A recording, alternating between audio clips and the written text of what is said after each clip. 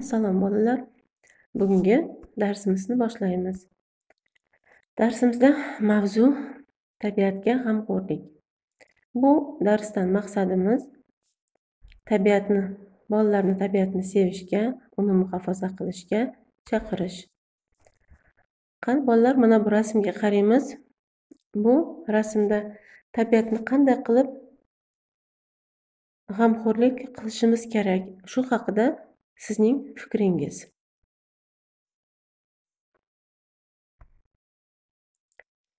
Inson va tabiat o'rtasida muvozanatni saqlash, yer osti va yer usti resurslardan oqilona foydalanishimiz kerak. Mamlakatimiz boy tabiati va noyob biologik resurslari bilan ajralib turadi. Yurtimizda 400.800 dan ortiq o'simlik, qariyb 16 mingga yaqin hayvonot turlari uchraydi. Ularni muayyan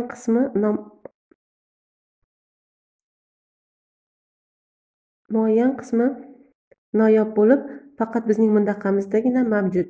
Ushbu noyob tabiiy boyliklarni asrash, yo'qolib borayotgan turlarni ko'paytirish maqsadida qo'riqxonalar, milliy tabiat bog'lari, noyob hayvonni asrash va ko'paytirishga ixtisoslashgan markazlar mavjud. Mana bu rasmni diqqat bilan kuzatamiz. Bunda biz nimalarni ko'ryapmiz? Mana zavod va fabrikalardan chiqayotgan tutunlar, planetamizni ifloslantirishi, mana shu zavod va fabrikalardan chiqayotgan chiqindilar ariqdagi suvlarni, ariqdagi, ko'ldagi suvlarni ifloslantirishi, yana o'rmonlardagi daraxtlarni kesib,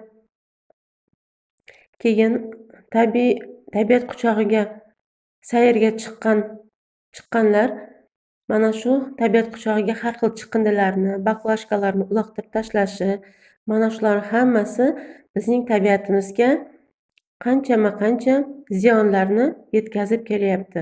Bularni hammasi odam tomonidan tabiatga qilinayotgan zarari. Hozirgi paytdan boshlab mana shunday tabiatni ifloslantirishning oldini olishga harakat qilishimiz kerak. Mana tabiat qo'yniga chiqqanda buni ham odamlar tabiat qo'yniga chiqqanda olov yoqishlari, mana shu olovni oxirigacha o'chirmasligi, shularni hammasi juda ham katta muhim problemalarga olib kelmoqda.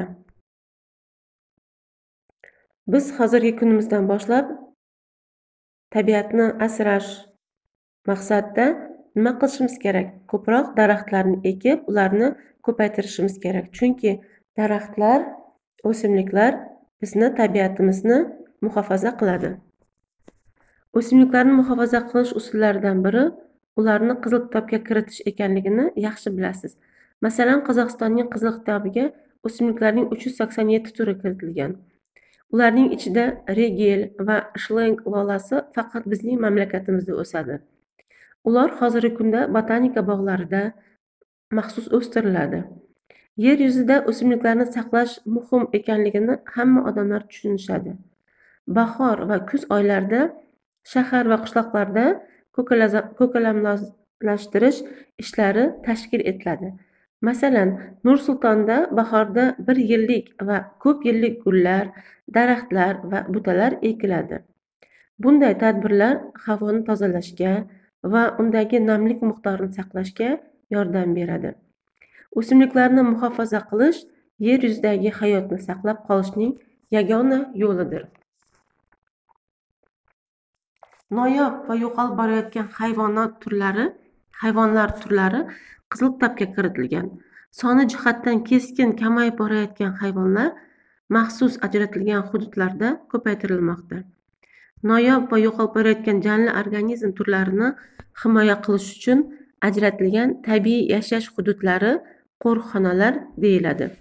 Mamlakatimizda Ustyurt, Borsakelmas, Qo'rg'alg'in, Navruzum, G'arbiy Oltoy, Mirkako'l, Alako'l, Almati, Qaratov, Aqsu Jabag'li kabi 10 ta tabiiy davlat qo'riqxonalari tashkil etilgan.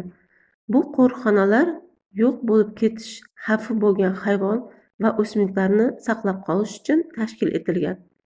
Masalan, Oqmo'la viloyatida Qo'rg'alжin qo'riqxonasi tashkil etilgan. Bu yerda dunyodagi noyob qushlarning biri bo'lgan pushti flamingo yashaydi.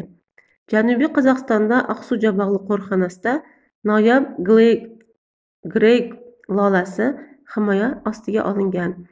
Qo'riqxonalar davlat himoyasi va nazorati ostida olingan. Demak, bolalar, biz ham tabiatni asrashga, avaylashga o'z hissamizni qo'shishimiz kerak. Ko'proq daraxtlarni ekib, ularni parvarishlab, biz ham tabiatni chiroyli ozoda bo'lishiga o'z hissamizni qo'shishimiz kerak. Axir tabiatni asrash har qaysimizning burchimiz. Tabiatni asrab avaylab, bizdan keyingi yosh avlodga yetkazib berishimiz kerak. Shuning bilan bugungi mavzumiz nihoyasiga yetdi. Mana shu mavzuga endi mustahkamlash uchun sizlarga necha savollar beraman.